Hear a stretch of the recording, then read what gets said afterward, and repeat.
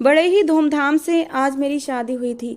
शादी का दिन हर लड़के और लड़की के लिए एक सपनों से भरा दिन होता है। हर कोई इस दिन के लिए ख्वाब सजाता है, अपनी नई जिंदगी को लेकर उत्साहित होता है। अपने जीवन साथी को लेकर दिल में अनगिनत अरमान और सपने होते हैं, लेकिन मेरा दिल इन सारे जज्बातों और अरमानों से खाली था। मैं बाहर लॉन में बैठा सिगरेट पर सिगरेट पिए जा रहा था। आज मेरी सुहागरात थी। मुझे अपनी दुल्हन से मिलने की बेचैनी होनी चाहिए थी, लेकिन मेरे दिल में उसके लिए कोई जज्बात नहीं थे। अभी मेरे सारे दोस्त कुछ ही देर पहले मेरे पास से उठकर गए थे। वे सब मेरी शादी की पहली रात को लेकर मजाक कर रहे थे और मैं उनकी बातों पर चुपचाप मुस्कुरा रहा था। उनके जाने के बाद मैं अकेला लॉन में बैठा सिगरेट पी रहा था। मैंने पूरी सिगरेट ख़त्म कर ली, लेकिन मेरे दिमाग का बोझ कम नहीं हो रहा था। मैं उस लड़की से नफरत करता था जो मेरे कमरे में दुल्हन बनी बैठी थी। मैं कैसे उसे अपनी पत्नी स्वीकार कर लेता। मेरे मन में उसकी ओर कोई आकर्षण या भावना नहीं थी। मैंने अपनी माँ से बहुत कहा था कि मैं प्रियंका से शादी नहीं करूँगा। मैंने कभी उसके बारे में उस नज़र से नहीं सोचा, लेकिन मेरी माँ वो भी अपनी जिद पर अड़ी थी।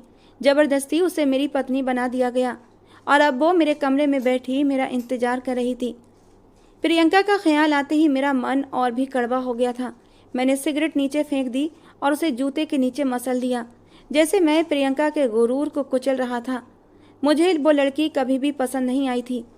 मैंने दूसरी सिगरेट जलाई ही थी कि अचानक मुझे अपने पीछे किसी की आहट महसूस हुई। मुड़कर देखा तो मेरी माँ खड़ी थी। वो मुझे अफसोस भरी नज़रों से देख रही थी। मैं हड़बड़ाकर सीधा हो गया। मैंने कहा, माँ, आप इस वक्त यहाँ क्यों आई हैं? आपको आराम करना चाहिए, आपकी तबीयत ठीक नहीं है। मेरी माँ मेरे सामने आकर खड़ी हो गई और बोली, सतीश, ये क्या हाल बना रखा है तूने? ये कौन सा वक्त है यहाँ बाहर गार्डन में बैठने का? तुझे तो इस वक्त अपने कमरे में होना चाहिए। मैं नजरें चुरा गया। मैंने कहा, माँ, मेरा कमरे में जाने का मन नहीं है और आप अच्छे से जानती हैं कि क्यों। मेरी माँ ने मुझे घूरते हुए कहा, बेवकूफ़ी मत करो सतीश, आज तुम्हारी शादी की पहली रात है और तुम यहाँ बैठे हो। तुम्हारी दुल्हन तुम्हारा इंतजार कर रही है। प्रियंका का चेहरा फिर से मेरी आंखों के सामने आया। मैंने गुस्से से कहा, वो मेरे मन की दुल्हन नहीं है।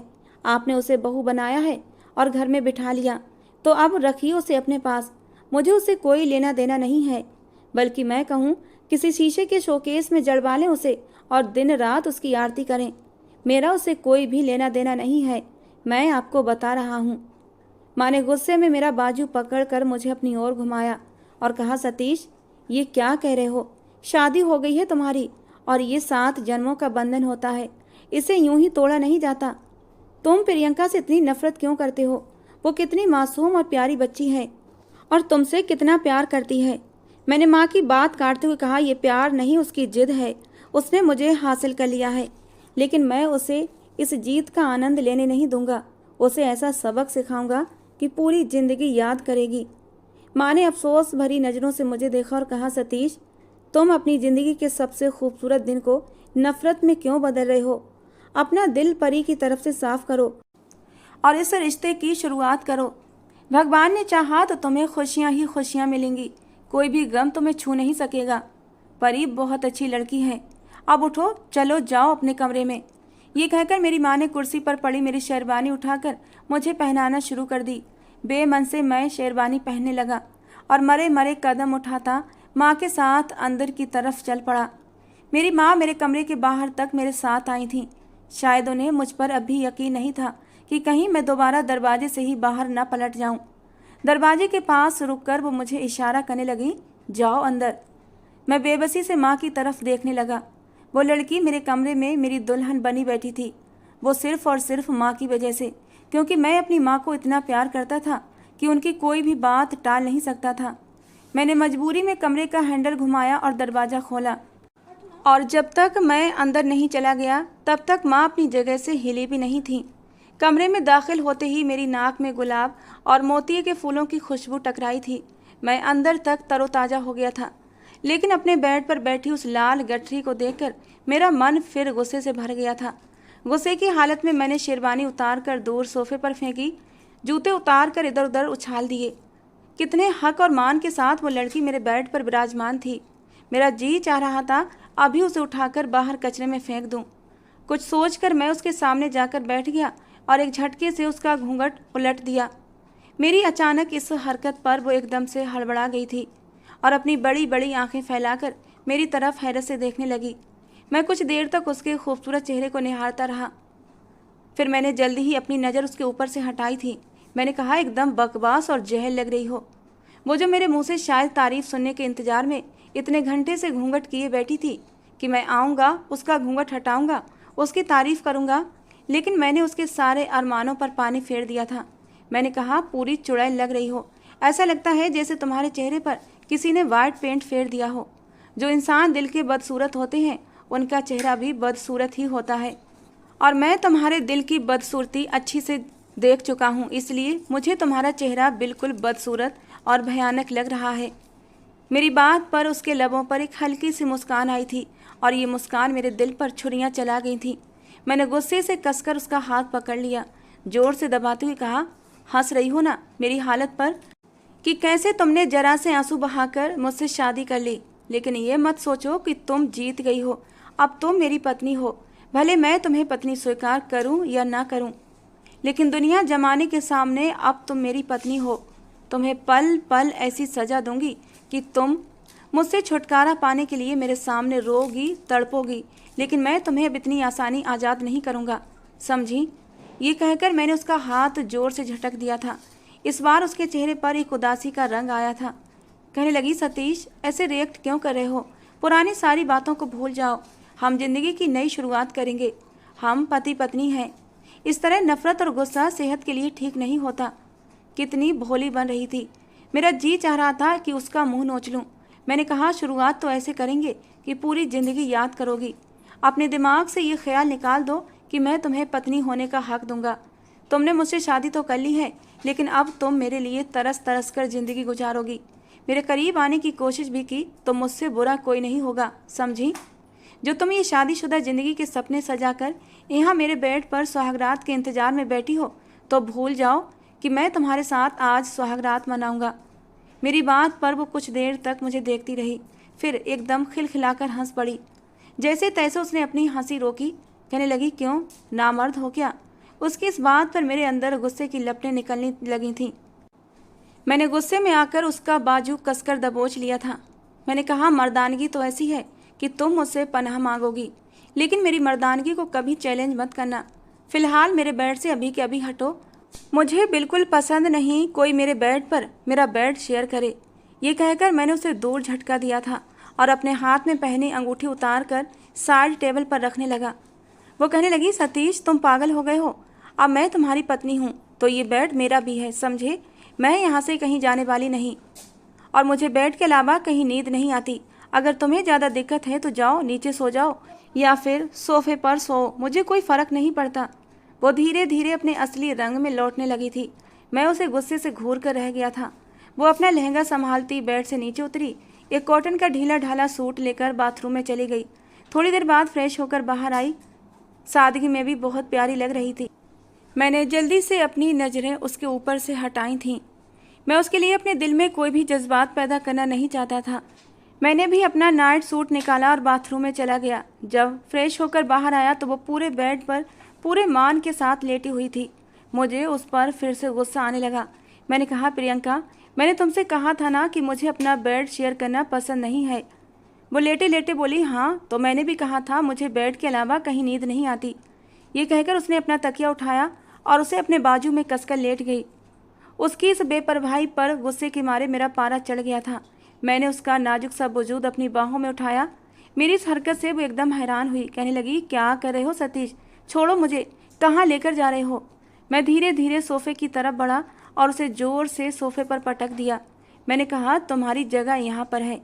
मेरे बेड पर आने की कोशिश भी मत करना, वरना अगली बार उठाकर बाहर लॉन में फेंक दूंगा। उसे पटकने की वजह से शायद उसकी कमर में चोट लगी थी। वो अपनी कमर पकड़कर चुपचाप रह गई, लेकिन मुझे उसकी कोई परवाह नहीं थी। मैं आराम से अपने बेड पर लेट गया। कुछ देर तक वो गुस्से से मुझे घूरती रही और बड़बड़ाती रही, लेकिन मैंने अपने कानों में उंगलियां डाल ली थीं। थक हार कर वो वहीं सोफे पर चादर लेकर सो गई थी। दिन भर की शादी के हंगामों से मैं भी थक चुका था, इसलिए नींद तो मुझे भी आ रही थी, लेकिन मेरा दिमाग कहीं और उलझ रहा था। मैंने एक नज़र सोई हुई प्रियंका पर डाली थी। घर में सब उसे परी कहकर बुलाते थे और वो सच में किसी परी जैसी ही थी, खूबसूरत, मासूम, लेकिन वो घमंडी और मगरूर भी थी, ऐसा मेरा मानना था। हालांकि मेरी माँ का कहना था वो बेहद प्यारी और संस्कारी लड़की थी। मेरे दिल में उसके लिए कड़वाहट भरी हुई थी। मेरा दिमाग धीरे धीरे अतीत में उलझने लगा। मैं अतीत की कड़वी यादों में उलझना नहीं चाहता था, लेकिन फिर भी मेरे मन में वो यादें लौटने लगीं। मेरे पापा और प्रियंका के पापा बिजनेस पार्टनर थे, लेकिन एक बार हमारी फैक्ट्री में आग लग गई और सब कुछ बर्बाद हो गया। दोनों परिवारों का दिवालिया हो गया था और हम सड़क पर आ गए। उस समय मैं 10 साल का था और परी सिर्फ 5 साल की थी। मेरे पापा और प्रियंका के पापा ने इस मुश्किल का सामना मिलकर किया। दोनों की गहरी दोस्ती थी, इसलिए उन्होंने एक दूसरे का साथ नहीं छोड़ा। किस्मत ने फिर से मेहरबानी की और पापा को दुबई में एक अच्छी नौकरी का ऑफर मिला। हालांकि पापा हम सबको छोड़कर इतनी दूर जाना नहीं चाहते थे, लेकिन राहुल अंकल ने उन्हें समझाया, यार सुमित, समझने की कोशिश कर। जैसे अभी हमारे हालात हैं, अगर हमने रिस्क नहीं लिया तो पूरी ज़िंदगी हमारी इसी तरह गुजर जाएगी। मैं हूं ना यहाँ, तेरे बेटे सतीश और भाभी का ख्याल रखूँगा। तुम जाओ, पैसे भेजो और मैं यहाँ नए बिजनेस की शुरुआत करूँगा। जब हमारा बिजनेस फिर से चल पड़ेगा तो तुम नौकरी छोड़कर वापस आ जाना, फिर हम मिलकर अपने बिजनेस को ऊंचाइयों तक पहुँचाएंगे। राहुल अंकल की बात सुनकर पापा मान गए और हमें उनके भरोसे छोड़कर दुबई चले गए। दिवालिये के समय हमारे मकान भी हमसे छिन गए थे, क्योंकि लोगों का कर्ज चुकाना था। तो राहुल अंकल ने मकान बेचकर हमारे कर्ज उतार दिए थे। उन्होंने किराए का मकान लिया जहां हम ऊपर रहते। राहुल अंकल अपनी फैमिली के साथ नीचे रहते थे। राहुल अंकल को बिजनेस की अच्छी समझ थी। उन्होंने धीरे धीरे बिजनेस को बढ़ाना शुरू कर दिया। उधर पापा दिन रात दुबई में मेहनत कर रहे थे और सारा पैसा राहुल अंकल के अकाउंट में डालते जा रहे थे। उस समय राहुल अंकल हमारे साथ बहुत अच्छा व्यवहार करते थे, हमारी हर ज़रूरत का ख्याल रखते। और फिर धीरे धीरे राहुल अंकल की मेहनत से बिजनेस बढ़ने लगा था और उन्होंने एक नया मकान भी खरीद लिया था। यहाँ भी उन्होंने हमारा साथ नहीं छोड़ा था, हमें अपने साथ अपने नए घर में रखा था, जैसे पहले रहते थे। ऊपर हम लोग और नीचे राहुल अंकल की फैमिली। बिजनेस दिन रात तरक्की करता जा रहा था और पापा ने इंडिया लौटने का फैसला कर लिया, लेकिन किस्मत ने फिर धोखा दे दिया। जिस प्लेन से पापा वापस लौट रहे थे वो प्लेन क्रैश हो गया और पापा की मौत हो गई। यह हादसा मेरे और मेरी माँ के लिए बहुत बड़ा सदमा था। पापा पिछले 5 साल से दुबई में हमारे बेहतर भविष्य के लिए मेहनत कर रहे थे।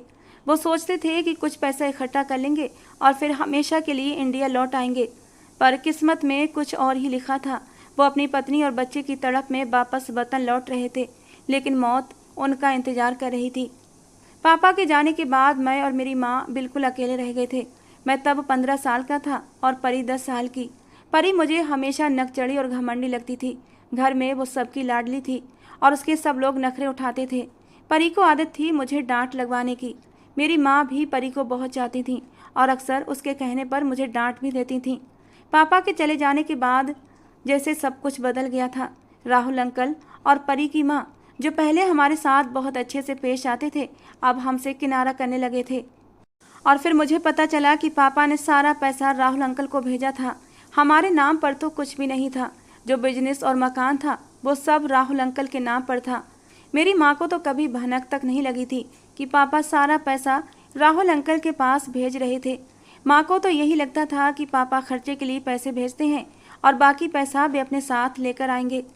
पापा के जाने के बाद माँ ने गांव जाने का फैसला कर लिया। उन्होंने अपना सामान पैक किया और कहा कि हम गांव जाकर जैसे तैसे अपना गुजारा कर लेंगे।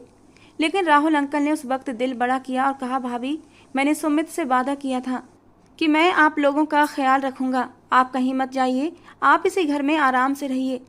माँ के लिए ये एक राहत की बात थी, लेकिन परी की माँ को ये बात गवारा नहीं थी। फिर भी राहुल अंकल के कहने पर उन्होंने हमें रहने दिया। हमने उस घर में रहना शुरू कर दिया, लेकिन अब पहले जैसी बात नहीं रही थी। मैं घर के बाहर के सारे काम करता, राशन, बिजली, पानी के बिल और बाकी सारे काम, तो मेरी माँ घर के अंदर के काम संभालती। परी की माँ ने मेरी माँ को नौकरानियों की तरह बनाकर रखा था। ये सब देखकर मेरा दिल बहुत दुखता था। मुझे ये देखकर दिल में दर्द होता कि परी मुझे नौकरों के जैसा ट्रीट करती थी। वो मुझसे अपने छोटे मोटे कामों के लिए कहती रहती, सतीश पानी लेकर आओ, सतीश गाड़ी साफ करो, सतीश मुझे भूख लगी है, जाओ बाहर से मुझे पिज़्ज़ा या बर्गर ला कर दो। मैं दिन भर उसके कामों में उलझा रहता। जब भी माँ से शिकायत करता तो वो कहती, तो क्या हुआ सतीश, इन लोगों ने हमारे ऊपर इतने एहसान किए हैं, अगर ये लोग हमें सहारा न देते तो हम क्या करते। माँ की बात सुनकर मैं चुप हो जाता। समय धीरे धीरे बीत रहा था। मेरी पढ़ाई अब पूरी हो चुकी थी और मैं नौकरी की तलाश में था, लेकिन कहीं अच्छी नौकरी नहीं मिल रही थी। इस बीच मैंने महसूस किया कि परी के व्यवहार में धीरे धीरे बदलाव आ रहा था। अब वो मुझे किसी काम के लिए नहीं कहती थी, बल्कि जब भी वो मुझे देखती तो एकटक देखती रहती। एक दिन उसने मुझसे कहा, सतीश, मैं तुमसे मोहब्बत करने लगी हूँ, मैं तुमसे शादी करना चाहती हूँ। ये बात सुनकर मैं हैरान रह गया। मैंने कहा, तुम होश में तो हो? कहने लगी, हाँ मैं होश में हूँ। मैंने गुस्से में कहा, अच्छा, मुझे तकलीफ देकर, मुझे नौकर बनाकर तुम्हारा मन नहीं भरा, अब तुम मुझसे शादी करके मुझसे उम्र भर की गुलामी करवाना चाहती हो? वो बोली, नहीं सतीश, तुम गलत समझ रहे हो, जो कुछ भी मैंने किया वो नादानी में किया था। अब मुझे एहसास हुआ है कि मैं तुमसे प्यार करती हूँ, लेकिन मैंने उसकी मोहब्बत को ठुकरा दिया। मैंने साफ कह दिया कि मैं तुमसे किसी भी कीमत पर शादी नहीं करूँगा, और जैसे ही मेरी अच्छी नौकरी लगेगी मैं अपनी माँ को लेकर यहाँ से चला जाऊँगा।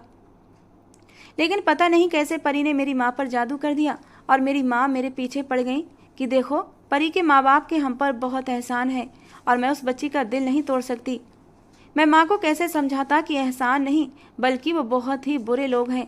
मुझे ये तो पता था कि मेरे बाप के पैसे पर ये लोग फल फूल रहे हैं, लेकिन मेरे पास इसका कोई सबूत भी तो नहीं था, और अगर मैं खुलकर सामने आ जाता तो ये लोग मुझे और मेरी माँ को घर से निकाल देते, और इस वक्त मैं इस काबिल नहीं था कि अपनी माँ को और अपने आप को पाल सकता।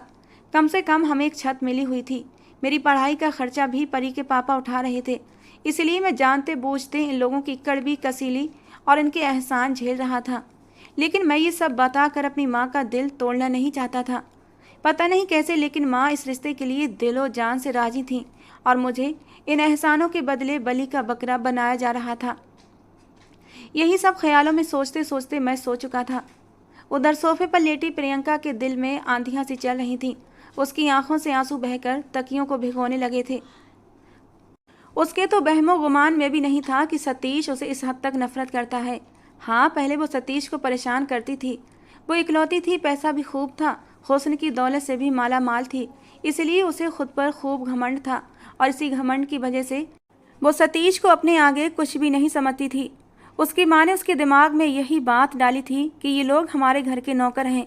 लेकिन धीरे धीरे परी को एहसास होने लगा था कि वो सतीश से दिलो जान से मोहब्बत करती है, और उसने ये बात अपनी माँ के कानों में डाल दी थी कि माँ, मैं सतीश से मोहब्बत करती हूँ और उससे शादी करना चाहती हूँ। परी की माँ अपनी बेटी के मुंह से ये सुनकर दंग रह गई थी। उनके तो बहमो गुमान में भी नहीं था कि परी ऐसी बात भी कह देगी। उन्होंने तो हमेशा सतीश और उसकी माँ के खिलाफ उसके कान में जहर ही उंडेला था। फिर भला उसकी मोहब्बत का रस कब से उसके कानों में घुलने लगा था, उन्हें नहीं पता। परी की माँ कहने लगी, परी, तुम होश में तो हो? ये क्या अनाप शनाप बक रही हो?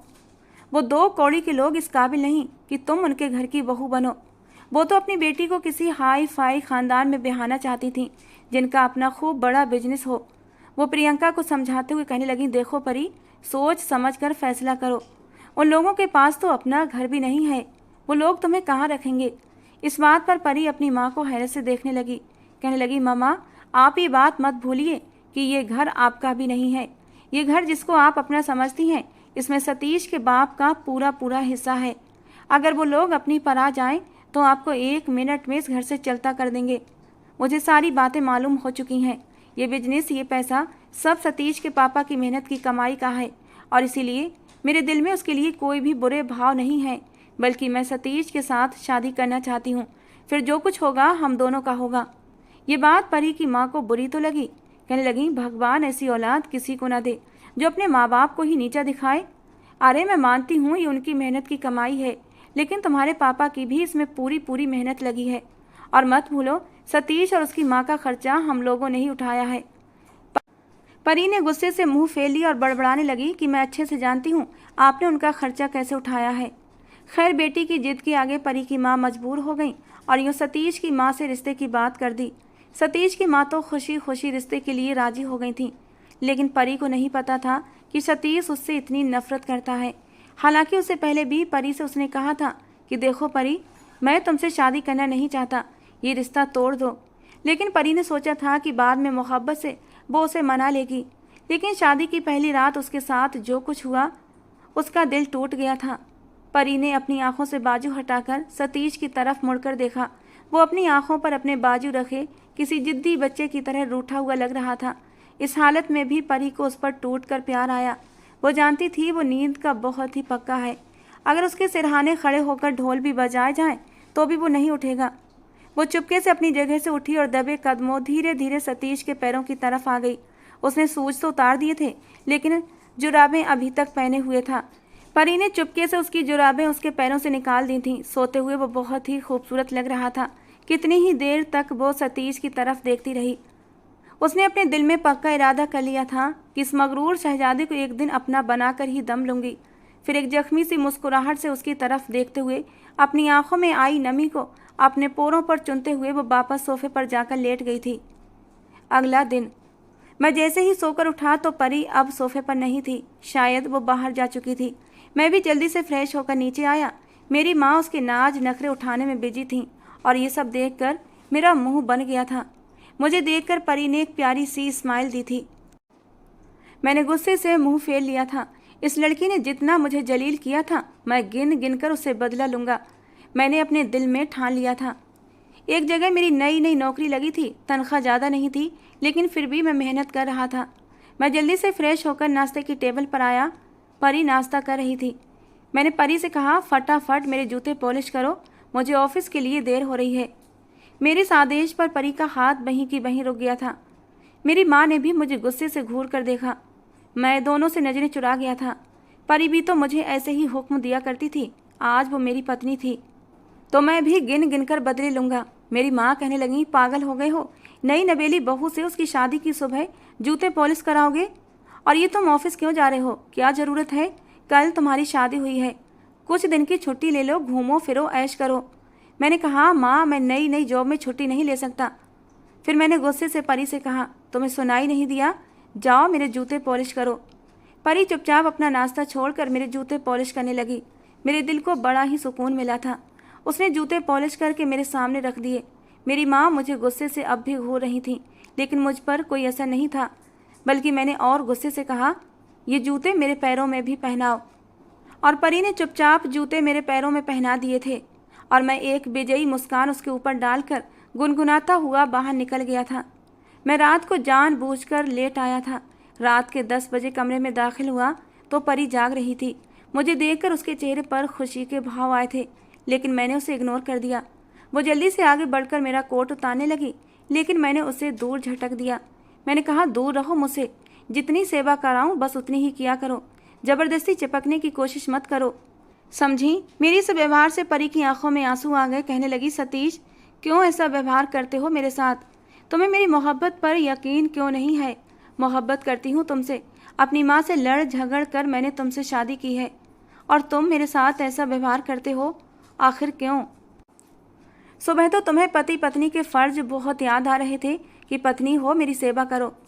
परी ने मुझे सुबह जूतों वाली बात याद दिलाई थी।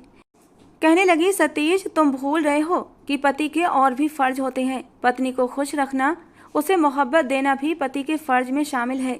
मैंने कहा, अच्छा क्या चाहती हो? मैं अपने पति होने का फर्ज निभाऊं, तुम्हारे करीब आऊं, तुम्हारी तारीफ करूं, तुम्हारी जुल्फों से खेलता हुआ तुम्हारी मोहब्बत में मदहोश हो जाऊं, यही चाहती हो ना? मैं धीरे धीरे परी के करीब बढ़ रहा था और वो पीछे दीवार से जा लगी थी। उसके चेहरे पर बिखरी बालों की लटों को मैंने अपनी उंगलियों पर घुमाना शुरू कर दिया था। फिर उसके बाद मैंने अपनी उंगलियों से उसके होठों को छू लिया। वैसे एक बात तो माननी पड़ेगी, खूबसूरत तो बहुत हो, किसी के भी दिल पर छुरियां चला सकती हो। मैंने उसके नाजुक से होठों को अपनी उंगलियों के पोरों से मसल दिया था। उसके मुंह से एक सिसकारी निकली थी। कहने लगी, क्या कर रहे हो सतीश? मुझे तकलीफ हो रही है। मैंने कहा, अच्छा अभी तो मैं तुम्हें और भी तकलीफ दूंगा। मेरी मोहब्बत चाहिए ना तुम्हें? मेरी संगत चाहिए तो मेरी संगत के लिए खुद को तैयार कर लो। बहुत शौक है ना तुम्हें मेरी पत्नी बनने का और पति से उसके फ़र्ज पूरे करवाने का? तो अपना फ़र्ज ही तो पूरा कर रहा हूँ।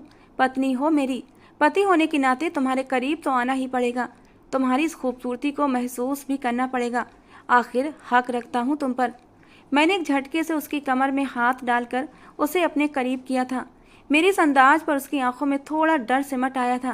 कहने लगी, सतीश तुम होश में नहीं हो, ये क्या कर रहे हो? मेरी पकड़ उसकी कमर पर मजबूत हुई थी, शायद उसे तकलीफ हो रही थी। कहने लगी, ये प्यार करने का कौन सा तरीका है? सतीश मैं तुमसे सच्ची मोहब्बत करती हूँ, सच्ची मोहब्बत का एहसास अपने अंदर उतारना चाहती हूँ। ये ज़बरदस्ती का हक मुझे तुमसे नहीं चाहिए। ये कहकर वो मेरी मजबूत पकड़ से निकलने की कोशिश करने लगी, लेकिन मेरी पकड़ इतनी मजबूत थी कि वो मछली की तरह फड़फड़ा कर रह गई थी, लेकिन निकल नहीं पाई। और अगले ही पल मैं उस पर हावी होता चला गया और उसके ना करने के बावजूद भी मैंने अपनी सारी हदें पार की थीं। थोड़ी देर बाद ही मैं उससे अलग होकर उसकी तरफ से करवट लेकर सो गया था। काफ़ी देर तक उसकी सिसकियों की आवाज़ मेरे कानों में आती रही, लेकिन उसकी सिसकियाँ भी मुझे चैन दे रही थीं, सुकून दे रही थीं। उस रात परी के साथ संबंध बनाने के बाद मैं दोबारा उसके करीब नहीं गया था। हालांकि परी का व्यवहार अब धीरे धीरे मुझसे नॉर्मल होने लगा था। वो वाकई मुझसे सच्ची मोहब्बत करती थी। मेरे हर जुल्मों सितम पर कुछ देर उदास होती, आंसू बहाती, लेकिन फिर से उसके चेहरे पर वही दिलकश मुस्कान होती और मेरे आगे पीछे घूमने लगती। लेकिन जब भी मैं उसका चेहरा देखता, मुझे वो दिन याद आने लगते जब उसकी माँ मेरी माँ से नौकरानियों जैसा काम कराती थी और वो खुद मुझसे नौकरों जैसा बर्ताव करती थी। मेरे दिल में गुस्सा भर जाता और मैं फिर से पत्थर का हो जाता।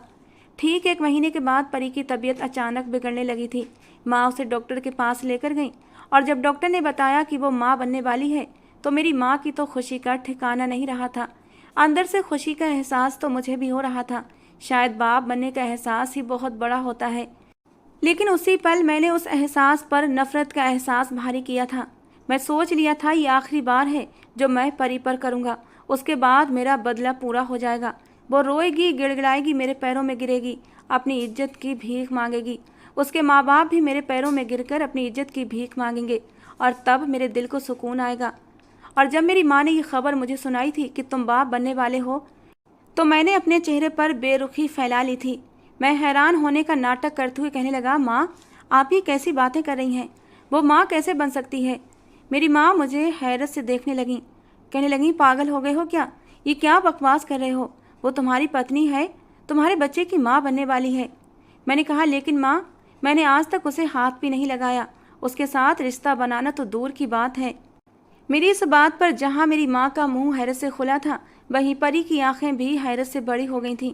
मैंने कहा, बताओ परी, किसका गंदा खून है ये? मेरे सवाल पर परी लड़खड़ाकर सोफे पर बैठ चुकी थी, जबकि मेरी माँ कभी मुझे तो कभी परी को देख रही थी। मैं परी के सामने आकर खड़ा हो गया था। मैंने कहा, बताओ परी, किसका गंदा अंश तुम्हारे पेट में पल रहा है और जिसे तुम मेरा नाम देने की कोशिश कर रही हो? मैंने आज तक तुम्हें हाथ नहीं लगाया, फिर ये बच्चा मेरा कैसे हो सकता है? परी की बड़ी बड़ी आंखों में आंसू तैरने लगे थे। पहली बार मैंने उसकी आंखों में अपने लिए नफरत के भाव देखे थे। वो एकदम सोफे से उठकर खड़ी हो गई, मेरे सामने आई, कहने लगी, सतीश मुझे लगता था मैं अपनी मोहब्बत से तुम्हें अपना लूँगी, तुम्हें बदल दूँगी, मेरी मोहब्बत के आगे तुम हार जाओगे, लेकिन नहीं, तुम एक बेहद घटिया और गिरे हुए इंसान हो। मेरी मोहब्बत के लायक नहीं हो तुम। ये जो बच्चा मेरे पेट में पल रहा है ना, ये तुम्हारा ही खून है और इस बात को तुम अच्छी तरह जानते हो। लेकिन आज तुमने मेरे बच्चे को झुठलाकर मुझ पर बहुत घिनौना आरोप लगाया है। मैं अपने बच्चे को जन्म दूंगी, उसे इस दुनिया में लेकर भी आऊँगी, उसकी परवरिश भी मैं खुद अकेली करूँगी। लेकिन आज से तुम्हारा और मेरा हर रिश्ता ख़त्म है। और हाँ, बच्चे की पैदाइश के बाद मैं इसका डीएनए टेस्ट भी कराऊंगी और इसकी रिपोर्ट तुम्हारे मुंह पर मारूंगी। लेकिन ये भूल जाना कि अब मैं और मेरा बच्चा तुम्हारी ज़िंदगी में कभी वापस आएंगे। ये कहकर प्रियंका वहाँ रुकी नहीं थी, बल्कि सीढ़ियाँ उतरती हुई वो नीचे अपनी माँ के पास चली गई थी। मुझे शर्मिंदगी हुई थी।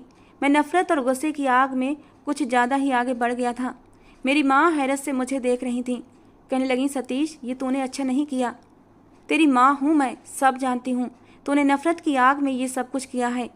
मैं परी को बचपन से जानती हूँ। वो भले ही जिद्दी है, मगरूर है, लेकिन चरित्रहीन नहीं है। वो बच्चा तेरा ही है ना? बता। मेरी माँ मेरी आंखों में आंखें डाल कर सवाल कर रही थी और मैं माँ की आंखों में आंखें डाल कर झूठ नहीं बोल पाया। मैं उनसे नज़रें चुरा गया था। अचानक ही मेरी माँ का हाथ उठा और मेरे गाल पर निशान छोड़ गया। कहने लगी, मैंने ऐसी परवरिश तो नहीं की थी तेरी सतीश कि तू एक औरत की इज्जत पर उंगली उठा दे। तू जानता है ना, औरत की इज्जत कांच की तरह होती है और आज तूने उस लड़की की इज्जत तार तार करने की कोशिश की है। मैं तुझे कभी माफ़ नहीं करूँगी। मेरी माँ ये कहकर कमरे के अंदर चली गई और मैं वहीं सोफे पर बैठ गया था। काफ़ी देर तक खुद को समझाने की कोशिश करता रहा। मैंने जो कुछ किया सही किया है, वो लोग यही डिजर्व करते हैं, लेकिन मेरा दिल मुझे इस बात के लिए शर्मिंदा कर रहा था। मैं चुपचाप उठकर अपने कमरे में चला आया। आज पहली बार मुझे मेरा कमरा परी के बिना सूना सूना लग रहा था। ये पहली बार था कि परी मेरे कमरे में नहीं थी। शादी के इतने महीनों में परी एक बार भी अपनी माँ के पास 1-2 घंटे से ज़्यादा के लिए नहीं गई थी। वो हमेशा मेरे आसपास रहने की कोशिश करती, मेरे सारे काम अपने हाथों से करती थी। मैं उस पर हर जुल्म सितम करता, लेकिन वो हंसकर मेरा सितम सहती रहती, शायद इस आस पर कि कभी तो मेरी नफ़रत मोहब्बत में बदलेगी। लेकिन आज मैंने क्या किया? उस मासूम सी लड़की की इज्जत पर उंगली उठा दी। खुद ब खुद मेरी आंखों से आंसू बहकर मेरे गालों पर आ गए थे, लेकिन ये कमबख्त ईगो मेरे कदम रोक रहा था। मैं परी के पास जाना चाहता था, उससे माफ़ी मांगना चाहता था, लेकिन मैं खुद को उससे माफ़ी मांगने के लिए तैयार नहीं कर पा रहा था। सुबह माँ के दरवाज़ा खटखटाने पर मेरी आँख खुली थी। मैंने दरवाज़ा खोला तो मेरी माँ घबराई घबराई सी खड़ी थी। कहने लगी, सतीश, परी की हालत बहुत ख़राब है। रात को ही उसकी तबीयत ख़राब हो गई थी। उसे अस्पताल लेकर गए हैं उसके माँ बाप। जल्दी चलो, अभी तक होश में नहीं आई है। मैं माँ के साथ अस्पताल पहुँच चुका था। वो इमरजेंसी रूम में थी। मुझे देखते ही परी के माँ बाप मेरे पास आए थे। कहने लगे, क्या हुआ था हमारी बच्ची को? बताओ। रात को रोते हुए आई थी और अपने कमरे में जाकर बंद हो गई थी। हमारे लाख पूछने पर भी उसने कुछ नहीं बताया, और आधी रात के समय वो अपने कमरे का सारा सामान तोड़ फोड़ कर रही थी। मैंने अपनी बच्ची को संभालने की बहुत कोशिश की, लेकिन वो मेरी बाहों में ही बेहोश हो गई थी। बताओ, क्या हुआ था तुम दोनों के बीच? मैं क्या बताता? मेरी माँ भी खामोश खड़ी थी और मुझे शर्मिंदगी हो रही थी कि परी की इस हालत का जिम्मेदार मैं था। मैंने कहा, आंटी, ऐसा कुछ भी नहीं हुआ था, बस हम दोनों की छोटी सी लड़ाई हो गई थी। लेकिन मुझे नहीं पता था परी इस बात को इतना सीरियस ले लेगी। मेरे अंदर तो इतनी हिम्मत ही नहीं थी कि मैं अपनी गलती स्वीकार कर पाता। मैं पहली बार भगवान के सामने जाकर खड़ा हुआ था।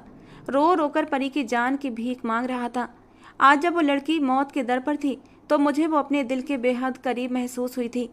मैंने अपने दिल को टटोला तो उसमें परी के लिए बेपनाह मोहब्बतें भरी हुई थीं।